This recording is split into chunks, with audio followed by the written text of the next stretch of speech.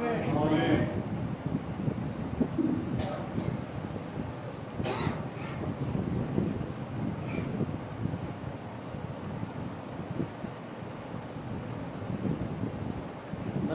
ప్రభువైన యేసుక్రీస్తు వారి నామములో చేర్చిన మీ అందరికీ హృదయపూర్వక వందనాలు. Praise the Lord. దేవుని యొక్క మహాప్రేమ, ఆయన కృప, ఆయన కనికరాలకు మనం దేవునికి ఎంతైనా రుణస్తులమే అన్నాం. మరి ఈ నెల ఆఖరి వారంలోకి వచ్చేసాం. ఇంకొక 4 నెలలు అయితే సంవత్సరం కూడా అయిపోతుంది. మరి ఏదేమైనా దేవుని యొక్క కృప, ఆయన కనికరాలు మన ఎడల, మన కుటుంబాల ఎడల మరి ఆయన చూపిస్తున్నందుకు మనం దేవునికి ఎంతైనా రుణస్తులమే అన్నాం. ఈ సంవత్సరం అంతా దేవుడు అనేకమైన మేలు మన పట్ల, కుటుంబాల పట్ల చేస్తున్నందుకు మన దేవునికి ఎంతైనా రుణస్తులమే అన్నాం. దేవుని యొక్క వాక్యం నుంచి కొన్ని మాటలు మనం జ్ఞాపకం చేసుకొని మనము ప్రభు వల్ల చేవేద్దాం. యోబు గ్రంథము 42వ అధ్యాయము. యోబు గ్రంథము 42వ అధ్యాయం. 42వ అధ్యాయం. యోబు గ్రంథము 42వ అధ్యాయము 7వ వచనాన్ని ఒక చదవండి ఎవరన్నా. యోబు గ్రంథము 42:7. యెహోవా యోబుతో ఆ మాటలు పలికిన తరువాత ఆయన తెమానీయుడైన ఎలీఫజుతో ఇలాగ సెలవిచ్చెను, నా సేవకుడైన యోబు పలికినట్లు మీరు నన్ను గూర్చి యుక్తమైనది పలకలేదు కనుక నా కోపము నీ మీదను నీ ఇద్దరు స్నేహితుల మీదను మండుచున్నది. చిన్న ప్రార్థన చేసుకుందాం. మౌలికగా ప్రేమించిన మా ప్రియ పరలోకపు తండ్రి, మరొకసారి నీ పాచేతికి వస్తున్నాం ప్రభా. ఈ వాక్యం ప్రభా ధ్యానం చేయించుండగా మీ వాక్యం ద్వారా మీరు మాతో మాట్లాడండి. మాకు కావలసిన మీ యొక్క ఆహారం తెచ్చేయండి ప్రభా. ఏదైతే మీరు ప్రభా మీకు వాక్యం ద్వారా మాకు తెలియజేయాలని ఆశపడుతున్నారు, మీ వాక్యం ద్వారా ప్రభా నేను మీరు సరి చక్కపరచబడి మా యొక్క ఆత్మీయ జీవితంలో ఇంకేదైతే లోట్లు కలిగి ఉన్నామో వాటిని సరి చేసుకుని చక్కపరుచుకొని యోగ్యమైన దీపాల్లో చేసి మీరు ఆకలికి సిద్ధపడి అనేక మందిని ప్రభా ఆయత పరుచుని సహాయం తెచ్చేవలసిందిగా ప్రార్థన చేసుకుంటూ నిలబడి దాసులతో మీరుండి మీ లేఖనాల ద్వారా ప్రభావం మీరు మాతో మాట్లాడి మీ నామానికి మీరే మహిమగంత ప్రభావం తెచ్చుకోవాల్సిందిగా ప్రార్థన చేసుకుంటూ యేసుక్రీస్తు వారి శ్రేష్ఠకరమైన నామంలో అడిగి పెట్టుకుంటున్నాం తండ్రి. ఈరోజు నా భాగము దేవుడు ఏ విషయాల్లో కోపగించుకుంటాడు, దేవుడు ఏ విషయంలో కోపగించుకుంటాడు అనే భాగాన్ని ఈరోజు మనం ధ్యానం చేద్దాం. దేవునికి కోపం అనేది ఎప్పుడు వచ్చింది? ఆయన కోపం అనేది ఎప్పుడు ఒక వ్యక్తి మీద రగులుకుంటుంది. బైబిల్లో చూస్తే ఆయన కోపము నిమిషం మాత్రం ఉండడం అని రాశాడు, ఆయన త్వరగా కోపపడడం అని రాశాడు. కానీ దేవునికి కోపం ఎందుకు వచ్చింది? సహజంగా మనం చూసినట్లయితే పిల్లలు తప్పు చేస్తే తల్లిదండ్రులకు ఏమొచ్చిందని ఖచ్చితంగా కోపం వచ్చింది. కానీ నిన్ను నన్ను సృష్టించుకున్న దేవాది దేవుడికి మన మీద ఎందుకు కోపం వచ్చింది? చాలామంది అంటారు దేవునికి కోపం రాదండి, ఆయన దేవుడు కదా అని. వాస్తవమే, కానీ ఆయన దేవుడే. ఆయన కోపము త్వరగా రగులుకును రాశాడు. కీర్తన గ్రంథం 2వ అధ్యాయంలో రాశాడట, ఆయన కోపం అంట త్వరగా రగులుకును అని రాశాడు. కుమారుని ముద్దు పెట్టుకుని లేని ఎడల ఆయన మీ ఎడల ఏం చూపిస్తాడంట? కోపగించుకున్నట్టు. కానీ వాస్తవానికి ఆయన కోపం మాత్రం నిమిషం మాత్రమే ఉండదు. ఎందుకు కోపం వచ్చింది ఆయనకి? ఏ విషయాల్లో, ఏ కారణాలకు దేవుడికి కోపం వచ్చింది? ఆ వచ్చిన వాటిల్లో మనలో ఇంకా ఏమైనా లోట్లు ఉన్నాయా? దేవుడికి వచ్చే కోపంలో మన విషయంలో ఏదైనా అవిధేయతలు ఉన్నాయో వాటిని సరి చేసుకొని చక్కపరుచుకొని దేవుని దగ్గర క్షమాపణ కోరి యోగ్యమైన రీతిలో ప్రభువులో చేద్దాం. చదువు ఒకసారి కీర్తనలు 2వ అధ్యాయం ఆఖరి వచనంలో రాసేటక్కడ ఆయన కోపము త్వరగా రగులుకొను, కుమారుని ముద్దు పెట్టుకొని లేని ఎడల ఆయన ఏం చేస్తాడంట? కోపించును. అప్పుడు మీరు త్రోవ తప్పి నశించి పోతారా? ఆయన ఆశ్రయించి వారందరూ ధన్యులు. ఆయన ఆశ్రయించి వారందరూ ఎవరంట? ధన్యులు.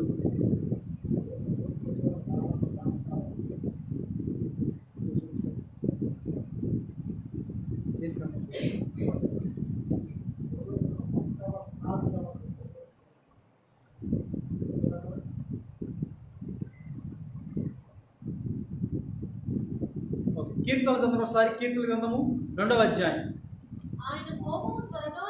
ఆయన కోపము త్వరగా రగులుకొచ్చాలండి. దేవునికి ఎందుకు కోపం వచ్చింది అసలు? కొన్నిసార్లు మనం అనుకుంటాం దేవునికి కోపం రాదని, ఆయన నేను కోపం రేపట్లేదని. కానీ ఖచ్చితంగా అంట దేవునికి ఏమొచ్చింది తెలుసా? దేవునికి ఖచ్చితంగా ఏమొచ్చిందంటే అండి కోపం వచ్చింది. ఎందుకు కోపం వచ్చింది? ఈరోజు నా భాగం ఏంటంటే దేవుడు ఏ విషయంలో కోపగించుకుంటాడు, దేవుడు ఏ ఏ విషయాల్లో కోపపడతాడు లేదా కోపగించుకుంటాడు. మనం చూసినట్లయితే యోబు గ్రంథంలో రాశాడు. అక్కడ 42వ అధ్యాయము 7వ వచనం చెప్తాడు. అక్కడ ఏమని చెప్తాడు చదవండి ఒకసారి. మన భాగం రండి ఒకసారి. యెహోవా యోబుతో ఆ మాటలు పలికిన తర్వాత ఆయన, ఇప్పుడు యోబు సంగతి మనందరికీ తెలుసు. యోబు శ్రమలో ఉన్నాడు, బాధలో ఉన్నాడు, కష్టంలో ఉన్నాడు. ఓదార్చడానికి ఎవరు వచ్చారు? స్నేహితులు వచ్చారు. వచ్చిన వాళ్ళు ఏం చేయాలండి? వాస్తవానికి వచ్చిన వాళ్ళు ఏం చేయాలి? మాట్లాడాలి. వచ్చిన వాళ్ళు ఏం చేయాలండి? ఓదార్చాలి.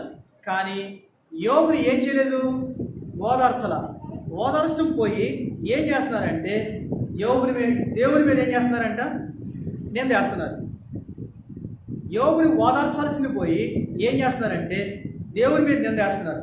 ఇప్పుడు ఎప్పుడైతే దేవుని మీద నింద వేస్తున్నారో ఇప్పుడు దేవుడికి ఏమొచ్చింది తెలుసా? కోపం వచ్చింది. ఓదార్చవలసిన వచ్చిన స్థితిలో వచ్చిన వాళ్ళు ఓదార్చకుండా ఏం చేస్తున్నారు? దేవుని మీద నింద వేస్తున్నారు. ఇప్పుడు యోబు అయితే మాత్రం దేవుడిని కనపరుస్తున్నాడు. వచ్చినవన్నీ తన మీద వేసుకుంటున్నాడు. నాకు ఇలా జరగాల్సింది, ఇలా రావాల్సింది అని చెప్పి తన మీద తాను వేసుకున్నాడు. కానీ దేవుణ్ణి ఎక్కడ ఏం చేయట్లేదంట? దూషించట్లా. పైపెచ్చు వచ్చిన వాళ్ళని ఇంకా ధైర్యపరుస్తున్నాడు. వచ్చిన వాళ్ళు యోబుని ధైర్యపరచాల్సింది పోయి యోబు వచ్చిన వాళ్ళని ఏం చేస్తున్నాడండి? ధైర్యపరుస్తున్నాడు. ఇప్పుడు యోబుని చూసి దేవుడు చెప్తున్న మాట ఏమని చెప్తాడు తెలుసా? నా సేవకుడిని యోబులాగా మీరేం చేయట్లేదు, యుక్తమైన దాన్ని ఏం చేయట్లేదంట? పలకలేదు. యుక్తమైన దాన్ని ఏం చేయలేదంట? పలకట్లేదు. చదువుకున్నట్టు అక్కడ ఆయన తెమానీయుడని ఎలిఫజుతో ఇలాగ సెలవిచ్చాడు, నా సేవకుడైన యోబు పలికినట్లు మీరు నన్ను గూర్చి యుక్తమైంది పలకలేదు కాబట్టి నా కోపం మీ మీద వచ్చిందండి. దేవునికంట యుక్తమైంది ఏ వ్యక్తి అయితే పలకడో అప్పుడు దేవునికి ఏమొచ్చింది తెలుసా? కోపం వచ్చింది. సరే, ఈ భాగాన్ని మనం ఆధారం చేసుకొని పాత నిబంధన నుంచి కొత్త నిబంధన నుంచి కొన్ని సంగతులు చూద్దాం. దేవునికి ఏ ఏ విషయాలు కోపం వచ్చింది. సరే, కోపం వచ్చినప్పుడు దాన్ని ఏ విధంగా తీసివేసుకోవాలి? ఇప్పుడు కోపం వచ్చింది, ఆ కోపానికి పరిష్కారం ఎలా చేయాలో కూడా దేవుడు చెప్పేశాడు అక్కడ. సరే, ఈ భాగాన్ని మనం ఆధారం చేసుకొని మొదటి సంగతి ఏ ఏ విషయాల్లో ఎందుకు దేవునికి కోపం వస్తుంది. మొదటి సంగతి చూద్దాం. ద్వితీయోపదేశకాండం. ఒక్కొక్కటి వివరించుకుంటూ వెళ్ళాలంటే కుదరదు. మెరకలపల్లిలో దరిదాపు ఈ రోజుతో ఆ భాగాన్ని ముగించేశాను. నెల రోజుల నుంచి ఈ భాగాన్ని మెరకనపల్లిలో చెప్తూనే ఉన్నాను. ఈ భాగాన్ని మెరకనపల్లిలో 4 వారాలు అక్కడ ఈ రోజుతో కంప్లీట్ అయిపోయింది. అక్కడ ఈరోజు ఆ 4 వారాలతో కలిపేసి ఈరోజు చెప్పేస్తే ఇక్కడ అంటే పెద్ద ఏం చెప్పను, అక్కడ చిన్నగానే చెప్తాను. చూడండి ఒకసారి. ద్వితీయోపదేశకాండము 31వ అధ్యాయం 16వ వచనం. మొదటిగా ఎందుకు ఆయనకి కోపం వచ్చిందంటే అక్కడ రాశాడు. చూడండి ఒకసారి. యెహోవా మోషేతో ఇట్లా అన్నాడు, ఇదిగో నీవు నీ పితరులతో పండుకొనబోచున్నావు. నీ జనులు లేచి ఎవరి దేశమున వారు చేరి వారి నడుములలో ఆ జనుల మధ్యను వ్యభిచారులై. ఇక్కడి నుంచి చూడండి 16 ఆఖరి భాగం 17 వచ్చిన కూడా ఆ అన్య దేవతల వెంట వెళ్ళి నన్ను విడిచి నేను వారితో చేసిన నిబంధనను మీరుదురు. కావున నా కోపము ఆ దినమున వారి మీద. చాలు, దేవుని కోపం ఎందుకు వచ్చి చెప్పండి. అక్కడ 16వ వచనం కింద భాగం చెప్పాడు. అక్కడ నా కోపము వారి మీద ఎందుకు రగులుకుంటుందంటే మొదటి సంగతి అక్కడ రాయబడిన మాట, అన్యుల దేవతల వెంట వెళ్ళి నన్ను ఏం చేశారంట? విడిచిపెట్టారు. ఏ వ్యక్తి అయితే దేవునితో కొంతకాలం జీవించి దేవుణ్ణి విడిచిపెడతాడో ఆ వ్యక్తి మీద దేవుని కోపము ఏమైందంటే రగులుకుంటుంది. కొంతమంది ఏం చేస్తారంటే దేవునికి మంచిగా ఉంటారు కొంతకాలం, మళ్ళీ ఏం చేస్తారంటే మళ్ళీ తిరిగి వెనక్కి వెళ్ళిపోతారు. అంటే దేవుణ్ణి విడిచిపెట్టేస్తారు. ఏ వ్యక్తి అయితే దేవుణ్ణి విడిచిపెడతాడో ఆ వ్యక్తి మీదకి దేవుని కోపం ఏం చేయబడుతుందంటే రగులుకుంటది. రెండో సంగతి చెప్తాడు అక్కడ ఆ వచనంలోనే, నేను వారికి చేసిన నిబంధనలు ఏం చేస్తున్నారంట? మీరుతున్నారు. కాబట్టి దేవుడు మనకు చేసిన నిబంధనను ఏ వ్యక్తి అయితే మీరతాడో అప్పుడు ఆ వ్యక్తి మీద దేవునికి ఏమొచ్చిందంట? కోపం వచ్చింది. దేవుడి కోరనే కోపం వచ్చింది. ఇప్పుడు మాట్లాడాలి. దేవుని కోరనే కోపం వచ్చిందండి? రాలా. దేవునికి ఒక వ్యక్తి మీద ఊరనే కోపం రాదండి. ఎప్పుడు దేవునికి ఒక వ్యక్తి మీద కోపం వచ్చిందంటే ఏ వ్యక్తి అయితే దేవుడిని విడిచిపెడతాడో, దేవుని యొక్క నిబంధనను మీరతారో అప్పుడు ఏంటంట? 17వ వచనం అంటాడు అక్కడ. ఏమంటాడు అక్కడ? కావున నా కోపము ఆ దినమున వారి మీద ఏమైందంటండి?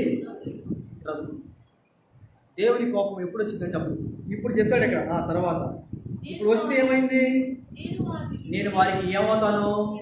విడిచి వారికి ఏమవుతాను తెలుసు, నేను విరోధులవుతాను.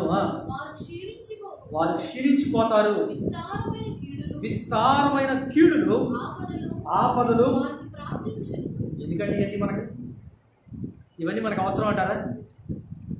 అవసరం అంటారా కాదంటారా? వద్దు. మరి రాకుండా ఉండాలంటే మనం ఏం చేయాలి?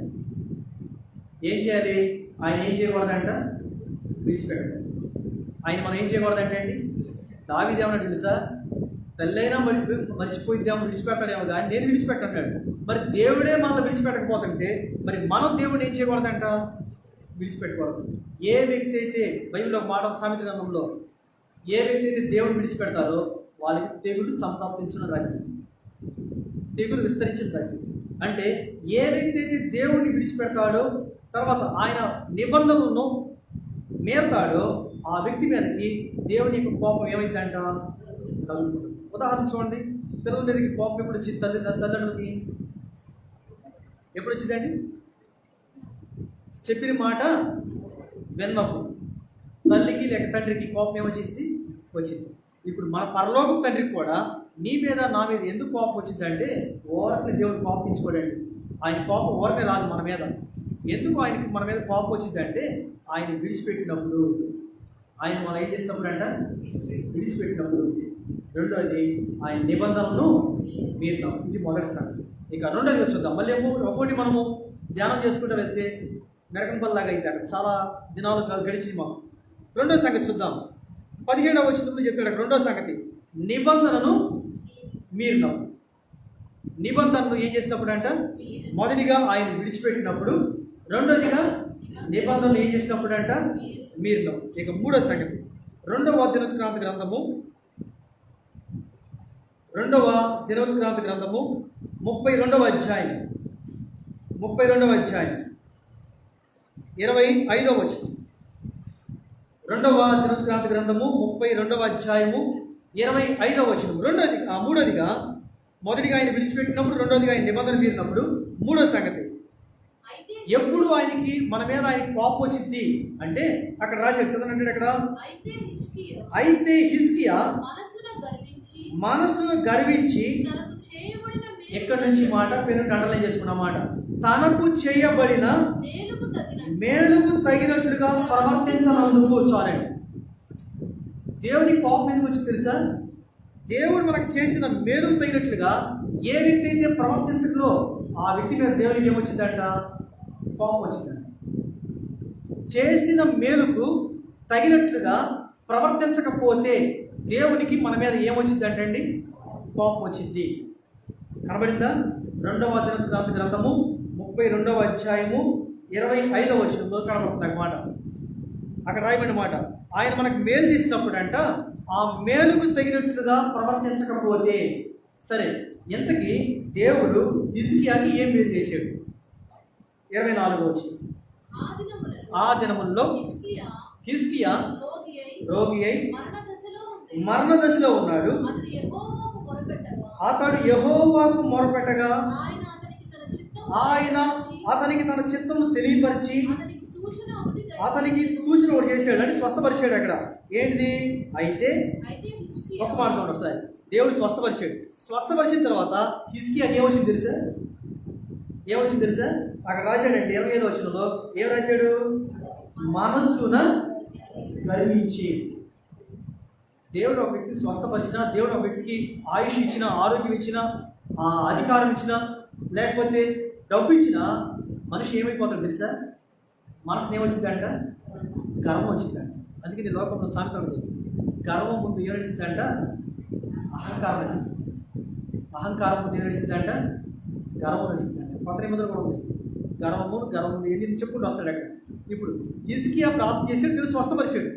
ఇప్పుడు చేసిన మేలుకు ఏం చేయలేదంటే అండి, తగినట్లుగా ప్రవర్తించలేదు. అందుకే దేవుడికి కోపం వచ్చింది. ఇప్పుడు చెప్తాడు అక్కడ 25వ వచనంలో అంటాడు అక్కడ, అయితే హిజ్కియా మనస్సున ఏం చేసుకున్నాడంట?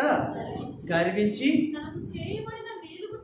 తనకు చేయబడిన మేలుకు తగినట్లు ప్రవర్తించలేదు కాబట్టి అతని మీదకి, యోధా మీదకి, యెరూషలేము వారి మీదకి దేవుని కోపం వచ్చేసింది. చాలండి,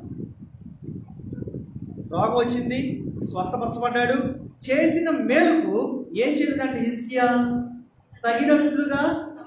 ఏ వ్యక్తి అయితే దేవుడు చేసిన మేలు తగినట్లుగా ప్రవర్తించకపోతే దేవుడికి ఖచ్చితంగా కోపం వచ్చింది. ఈ దినాల్లో మన జీవితంలో దేవుడు ఎన్నో మేలు చేస్తున్నాడు, ఎన్నో ఆశీర్వాదం ఇస్తున్నాడు, ఎన్నో రకాలైన మేలు చేస్తున్నాడు.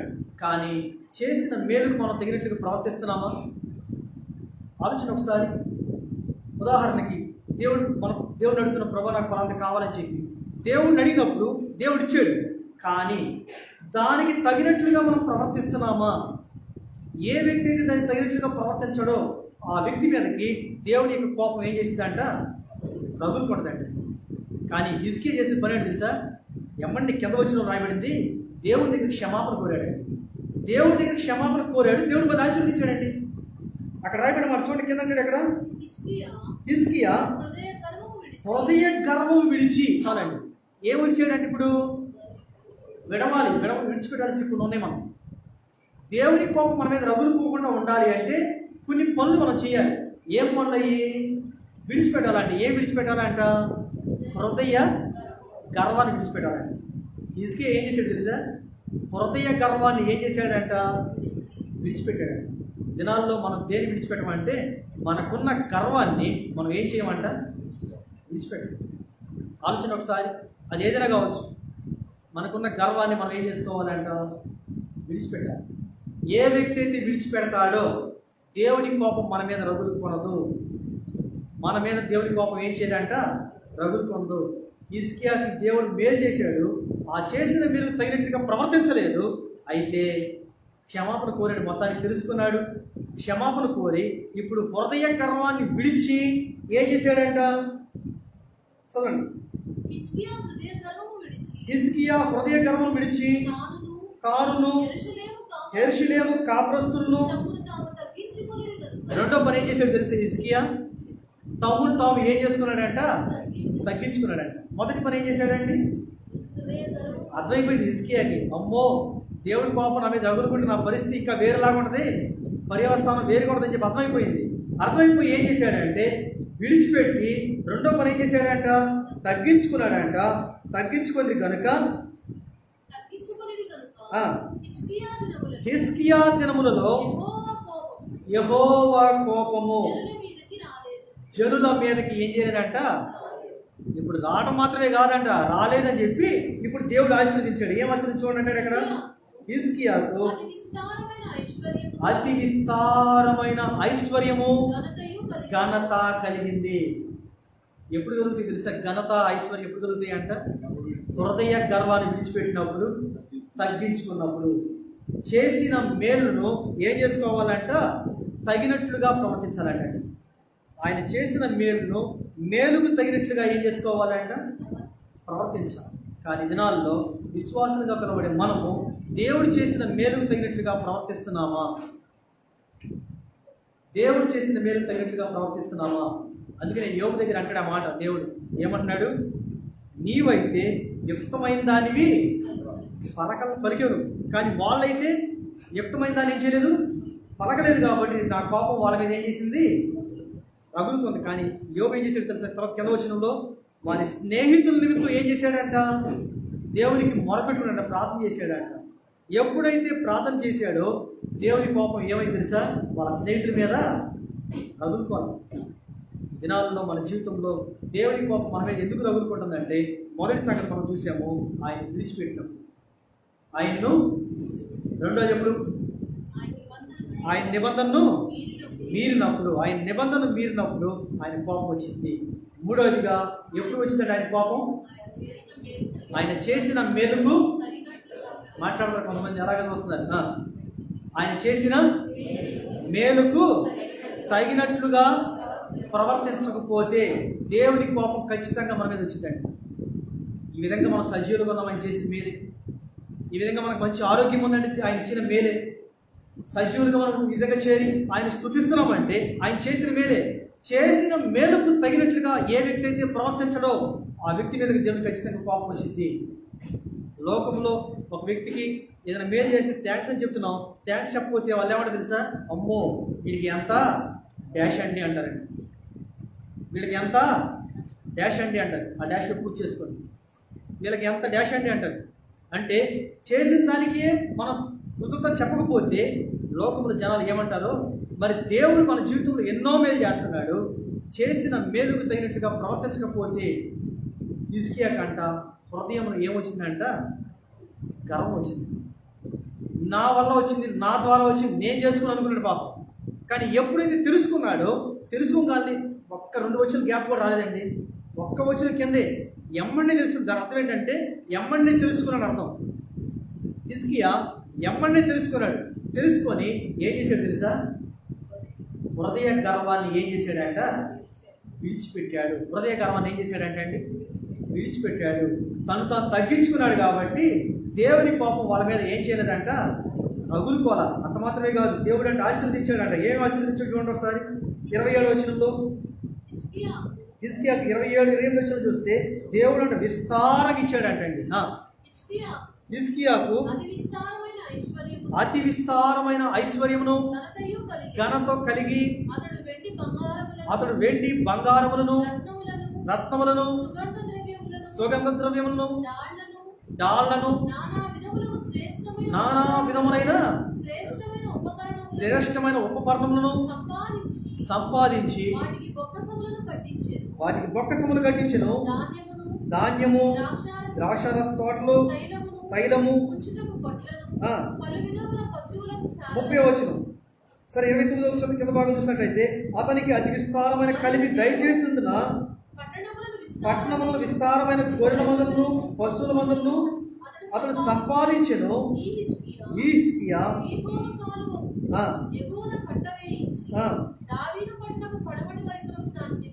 హిజ్కియా తాను పూనికిన సర్వ ప్రయత్నం యందు ఏమయ్యాడంటే అండి?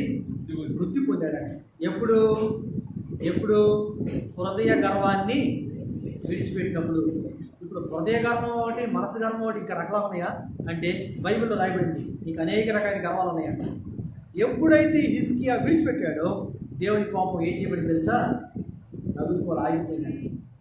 ఇక 4వదిగా చూద్దాం. 4వదిగా దేవుని కోపం ఎప్పుడు వచ్చింది? దేవుని కోపం మన మీద ఎప్పుడు వచ్చింది? 4వ సంగతి చూద్దాం. 2వ దినవృత్తాంత గ్రంథంలోని 36వ అధ్యాయం.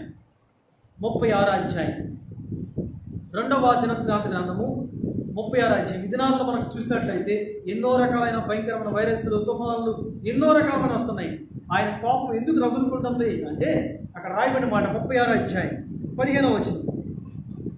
15, 16, 17 దాకా చూస్తే దేవుని కోపం ఎందుకు వచ్చిందంటే అక్కడ రాయబడిన మాట 4వదిగా దేవుని యొక్క సేవకుని ఎగతాళి చేసి దూషించినప్పుడు, హింసించినప్పుడు దేవుని కోపం ఖచ్చితంగా రగులుకుంటుందండి. చదవన మాట ఒకసారి. వారి పితరుల దేవుడని యెహోవా తన జనుల యందును తన నివాస జనుల యందును కటాక్షం గలవాడై వారి యొద్దకు తన దూతలు అంటే దేవుని యొక్క సేవకులు, దేవుని యొక్క దాసులు, దేవుని యొక్క దాసులైన వారిని వర్తమానం పంపుచూ వచ్చెను. ఆయన పెద్దల కాడ లేచి పంపుచూ వచ్చిన ఇక్కడ నుంచి అండి. ఎందుకు దేవుని కోపం రగులుకుంటుందంటే దేవుని దూతల్ని అంటే దేవుని యొక్క సేవకులైన వారిని ఏం చేస్తున్నారంట? ఎగతాళి చేస్తే దేవుని కోపం వచ్చింది. ఆయన కోపం రగులుకుంటుందండి. దేవుని సేవకులైన వారిని ఎగతాళి చేస్తారు చాలామంది. దేవుని సేవకులైన వారిని ఏం చేస్తారు? హేళన చేస్తూ ఉంటారు. ఎగతాళి అనమాట. ఎగతాళి అంటే అర్థం ఏంటి? ఎగతాళి అంటే అర్థం ఏంటి? ఎగతాళి అంటే ఏంటి? హేళన చేయటం, హేళనగా మాట్లాడటం. వాళ్ళు దేవుని సేవకులు అన్న సంగతి విడిచిపెట్టేసేసి హేళనగా మాట్లాడితే దేవుని కోపం ఖచ్చితంగా రగులుకూడదండి. ఏం చేశారంట? ఎగతాళి చేస్తూ, దేవుని దూతలను ఎగతాళి చేస్తూ వాక్యాన్ని ఏం చేస్తున్నారంటే అండి? ధృవీకరిస్తారు. చెప్పే వాక్యాన్ని ఏం చేస్తారంట? ఇది నాకు కాదులే, నాకు సంబంధించింది కాదులే అని చెప్పి వాక్యాన్ని ఏం చేస్తున్నారంట? తృణీకరించినప్పుడు ఆయన ప్రవక్తలను, దేవుని యొక్క సేవకులైన వారిని ఇప్పుడు కాలంలో ఎక్కువ అవిశ్వాసులు ఏం చేస్తారంటే మందిరాలు కూడగొడతాం, దేవుని సేవకులైన వారిని కర్రలతో బాధకం చేస్తారు. ఇప్పుడు కాలంలో చూస్తే దేవుని కోపం రాకుండా ఉంటుందా? దేవుని కోపం రాకుండా ఉంటుందండి. ఇప్పుడు చెప్తాడు ఇక్కడ, ఆయన ప్రవక్తలను హింసించు రాగా, ఇది మరి భయంకరం అండి. నివారింప సఖ్యము కాని అంటే అర్థం ఏంటి? ఎంత పరిష్కారం చేసినా, తలకిందులుగా తపస్సు చేసినా దేవుని కోపం అంట ఆగదు. అక్కడ రాయబడిన మాట ఏంటంట? నివారింప సఖ్యము కాని యెహోవా కోపము ఆయన జనుల మీదకి ఎందుకు వచ్చిందంటే, దేవుని కోపం, దేవుని కోపం ఎందుకు వచ్చిందంట? మాట్లాడాలి. దేవునికి కోపం ఎందుకు వచ్చిందంట? ఆయన సేవకులైన వారిని ఎగతాళి చేసినప్పుడు, దేవుని యొక్క వాక్యాన్ని తృణీకరించినప్పుడు, ఆయన దాసులైన వారిని హింసించినప్పుడు దేవునికి అంటే ఏమొచ్చిందంట? కోపం అంట. ఇంకా దానికి పరిష్కారం లేదు. నివారింప సఖ్యం కాదంటే అర్థం ఏంటంటే ఇంకా దానికి విరుగుడు లేదు. ఇంకా అలాంటి కోపం వచ్చిందంట దేవునికి. ఈ దినాల్లో నీవు నేను ఏ స్థితిలో ఉన్నామో ఒకసారి పరీక్ష చేసుకుందాం. దేవుని సేవకులైన వారిని ఎగతాళి చేస్తున్నామా? దేవుని యొక్క వాక్యాన్ని తృణీకరిస్తున్నామా? లేక దేవుని యొక్క దాసులైన వారిని హింసిస్తున్నామా? ఒక్కసారి పరీక్ష చేసుకుంది. దేవుని యొక్క వాక్యం వస్తుంది, నివారింప సఖ్యము కాని తెగులు లేక ఆయన కోపము మనుషుల మీదకి వచ్చిందండి. అక్కడ చాలా వివరంగా రాశాడు. అక్కడ మొదటిగా ఆయన విడిచిపెట్టినప్పుడు, రెండోదిగా నిబంధనను మీరినప్పుడు, మూడోదిగా చేసిన మేరకు తగినట్లుగా ప్రవర్తించినప్పుడు, నాలుగోదిగా చెప్తాడు అక్కడ ఆయన సేవకులైన వారిని ఎగతాళి కానీ, ఆయన వాక్యాన్ని తృణీకరించినప్పుడు కానీ, ఇంకా ఆయన దాసులైన వారిని హింసించినప్పుడు కాలంలో దేవుని సేవకులైన వారిని మందిరాలు కూడగొడతాం కానీ, ఆయన సేవకులైన వారిని చాలా ఇప్పుడు తెలంగాణలో ఇంకెక్కువ చేస్తారు. ఎక్కువ మందిరాలు కూడగొడతాం, దేవుని యొక్క సేవకులైన వారిని కొట్టడం. దేవుని కోపం రాకుండా ఉంటుందా? ఆయన చూస్తూ ఊరుకోడండి. ఎప్పుడు ఆయన చూస్తూ ఊరుకోడు. ఆయన కోపము రగులుకుంటే ఇంకా నువ్వు ఎంత పరిష్కారం చేసినా, తలకిందులుగా తపస్సు చేసినా నివారింప సఖ్యము కానీ ఆయన కోపం ఏమైందంటే, యెహోవా కోపము వారి జనుల మీదకి ఏమైందంట వచ్చింది. మనకు రాకుండా ఉండదు కాక.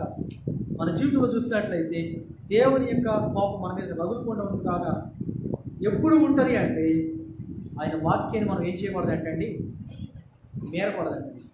ఆయన వాక్యాన్ని మనం ఏం చేయకూడదంట, తృణీకరించకూడదండి. మాట్లాడగల ఆయన వాక్యాన్ని మనం ఏం చేయకూడదంట. మనం ఏం చేస్తున్నాం? ఆయన వాక్యాన్ని మనకు అనుకూలంగా ఉంటే మాత్రం ఏం చేస్తుంది తెలుసా? అబ్బా ఏం చెప్పాడండి ఈరోజు వాక్యం, అసలు చాలా బాగుంది, ఇలాంటి వాక్యమే కావాలి ఇంకా రోజు, వారం వారం ఇదే వాక్యాలు కావాలనుకుంటున్నాం. అదే కొంచెం వాక్యం మనకు కొంచెం గుచ్చుకున్నట్టు, కొద్దిగా నొప్పించినట్టు, బాధ కలిగిస్తుంది అనుకోండి, మనం ఏం చేస్తామంటే ఆ సమయంలో విన్నట్టు నటిస్తే నిద్రపోతామండి.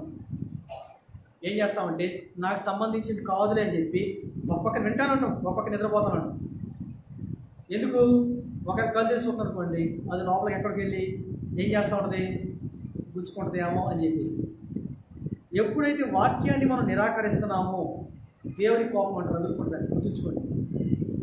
విశ్వాసం వరకు, అవిశ్వాసం కాదు.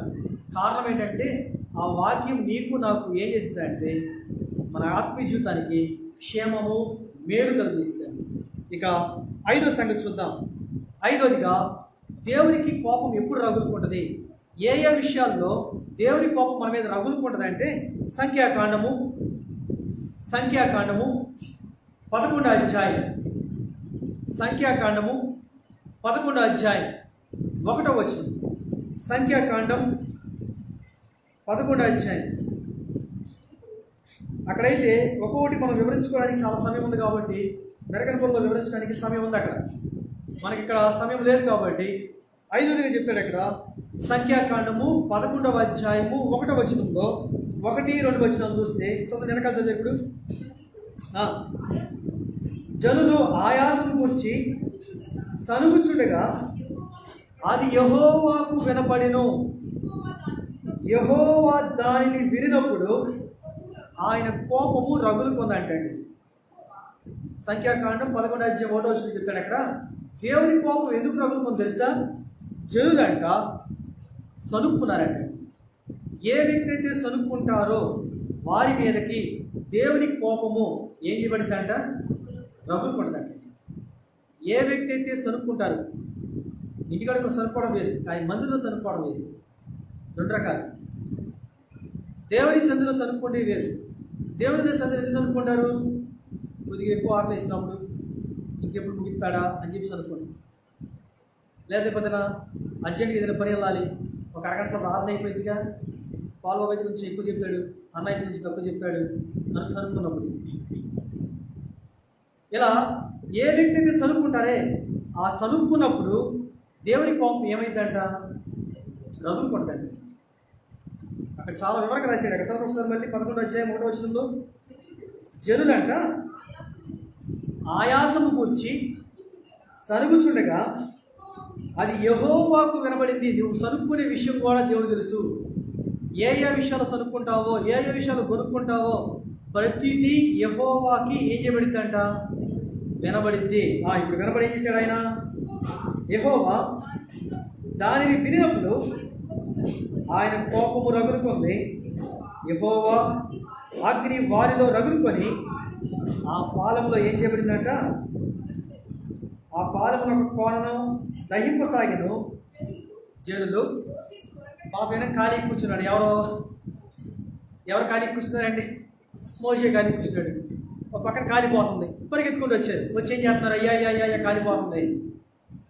ఎందుకు కాలిపోతుందని అడిగాడు మోషే. ఎందుకు కాలిపోతుంది? మేమేం చేసాము? దేవుని సన్నిధిలో సనుక్కున్నాము అన్నప్పుడు ఇప్పుడు మోషే ఏం చేశాడు తెలుసా? ప్రజల నిమిత్తము ఏం చేశాడంట? యెహోవాను వేడుకొనున్నప్పుడు ఆ కోపము ఏం చేయబడిందంట? చల్లారింది. ఆలోచన ఒకసారి. కోపం రగులింతం ఎందుకు? మళ్ళీ దానికి చల్లారష్టం ఎందుకు?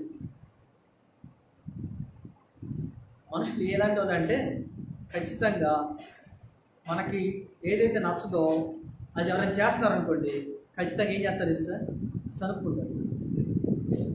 సనుగుడు గొనుగుడు అని ఎప్పుడు వచ్చిందంటే మనకి నచ్చక పని ఏదైతే చేస్తారో అప్పుడు సనుక్కోండి. కొంతమంది అయితే మొహం మీద ఆనేస్తారు. కొంతమంది కక్కలేక మింగలేక ఏం చేస్తారంటే లోపల ఏం చేస్తారు? మాట్లాడాలి. ఏం చేస్తారు? సనుక్కుంటారు, కొనుక్కుంటారు. ఇప్పుడు ఆ సనుక్కునేది గునుక్కునేది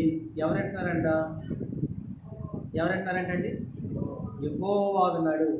దేవుడు ఎప్పుడైతే వింటున్నాడో ఆ కోపం మన మీద ఏమైందంటే ఖచ్చితంగా రగులుకుంటుందండి.